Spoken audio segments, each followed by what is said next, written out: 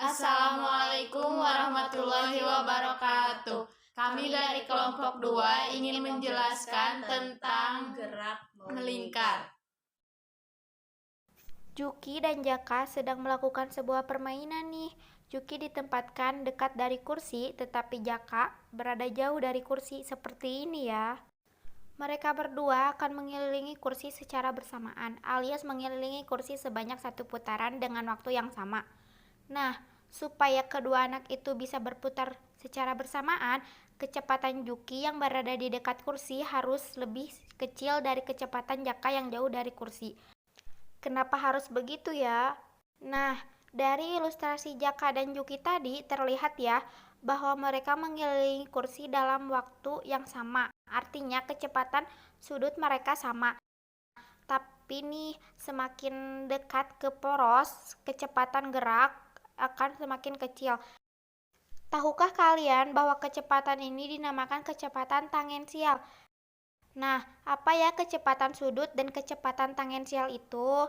Coba kalian perhatikan kembali ilustrasi Jaka dan si Juki ya. Kita tinjau satu anak misalnya si Juki. Nah, ketika Juki bergerak mengelilingi kursi, kalian perhatikan ketika Juki berpindah posisi dalam waktu detik seperti ini. Maka Juki akan menempuh perpindahan sudut sebesar delta theta sehingga kecepatan sudut rata-rata adalah perpindahan sudut dibagi dengan waktu tempuhnya. Persamaan kecepatan rata-rata dituliskan seperti ini. Omega sama dengan delta theta per delta t sama dengan theta 2 dikurangi theta 1 per T2 dikurangi T1. Omega adalah kecepatan sudut rata-rata di dalam satuan radian per sekon. Delta theta adalah perpindahan sudut dalam satuan radian. Delta T adalah selang waktu dalam satuan sekon. Theta 2 adalah posisi sudut akhir dalam satuan radian. Theta 1 adalah posisi sudut mula-mula dalam satuan radian.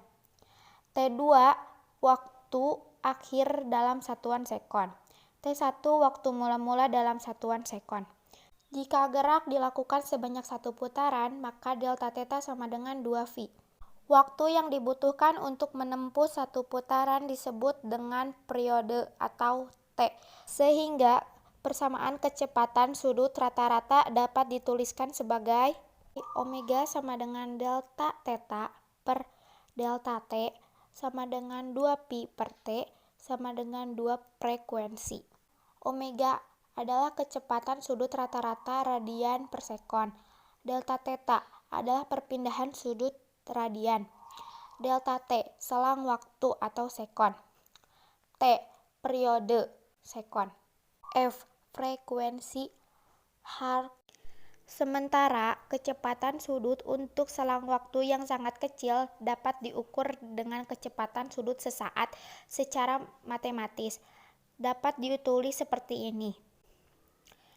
Omega sama dengan delta theta per delta T. Untuk delta T yang sangat kecil. Nah, untuk mengerjakan ini kita menggunakan bantuan kalkulus diferensial ya. Kita kembali lagi yuk ke kasus Jaka dan Juki. Kecepatan sudut dari Jaka dan Juki sama ya. Kenapa hayo? Karena Jaka dan Juki menempuh perpindahan sudut yang sama dalam selang waktu yang sama juga ya. Tapi coba kalian perhatikan nih. Jaka berjalan dengan sangat cepat, tapi Juki dapat berjalan lebih santai ya.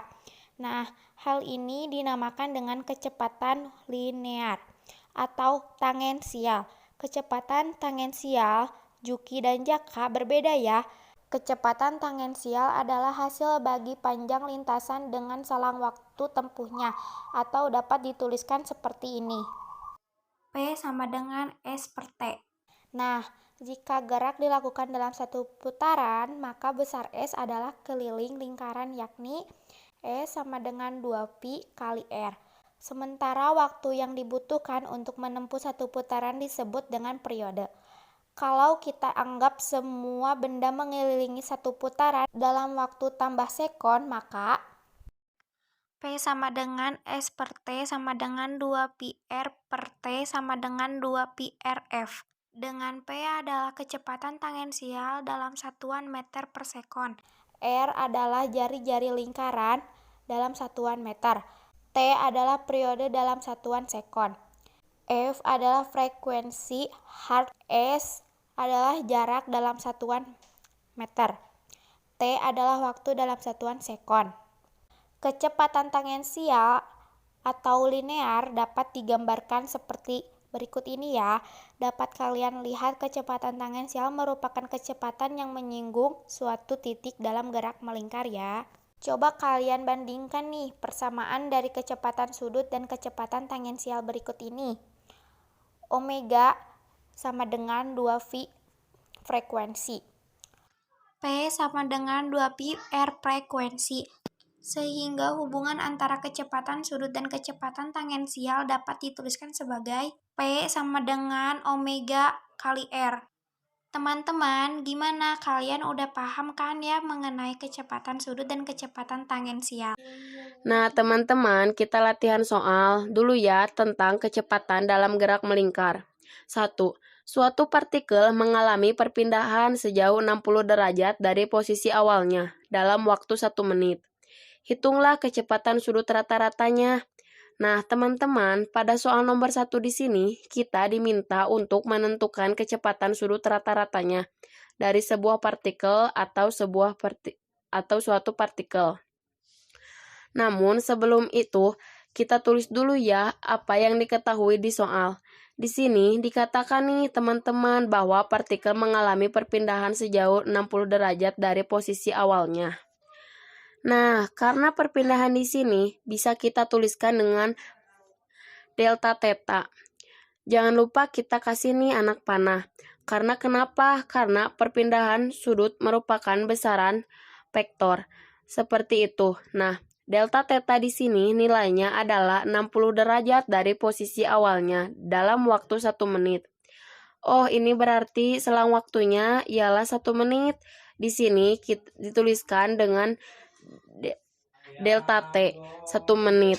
Nah, kemudian kita ingin menentukan kecepatan sudut rata-ratanya. Di sini kita tuliskan dengan lambang omega. Nah, omega ini menyatakan kecepatan sudut rata-ratanya. Nah, teman-teman, ingat gak nih persamaan yang bisa kita gunakan untuk menentukan kecepatan sudut rata-rata? Yaitu omega sama dengan delta theta per delta T. Nah, ini berarti kecepatan sudut merupakan perpindahan sudut tiap satuan waktu. Seperti itu ya. Nah, karena di sini sudutnya sudah diketahui, nih teman-teman, bahwa perpindahan sudutnya adalah 60 derajat dan waktunya adalah 1 menit. Maka bisa kita langsung nih masukkan nilainya ke dalam persamaan tersebut. Namun yang perlu teman-teman ingat, kecepatan sudut satuannya adalah radian per sekon. Nah, kalau teman-teman perhatikan pada soalnya nih, satuan dari perpindahan sudutnya masih derajat dan satuan dari waktunya masih menit. Maka perlu kita mengubah satuannya ke satuan radian dan ke satuan sekon. Nah, gimana nih caranya? Coba teman-teman ingat gimana sih cara mengubah dari satuan derajat ke satuan radian. Dan seperti yang telah kita bahas sebelumnya, berarti ke 60 derajat per 360 dikali 2pi radian. Nah, kenapa sih dikalinya 2pi radian? Kenapa? Karena satuan putaran sama dengan 360 derajat sama dengan 2pi radian. Maka perlu kita kali 2pi radian.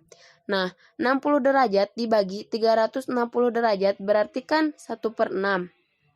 1/6 dikali 2pi radian. Nilainya berapa nih? Coba 2pi radian berarti kan 3, berarti 1/3 pi radian. Nah, berarti nih teman-teman, perpindahan sudutnya bisa kita tuliskan 1/3 pi radian dibagi selang waktunya nih. Selang waktunya adalah 1 menit. Nah, 1 menit setara dengan 60 detik atau 60 sekon. Nah, berarti bisa langsung kita hitung nih, 1/3 berarti 1/3 dibagi 60, berarti bisa dituliskan 1 dibagi 3 dikali 60 pi radian per sekon. Nah, coba kita hitung ya, 3 dikali 60 adalah 180. Berarti 1/180 pi radian per sekon. Nah, ternyata nih teman-teman, kecepatan sudut rata-ratanya dari suatu partikel tersebut nilainya adalah 1/180 pi radian per sekon.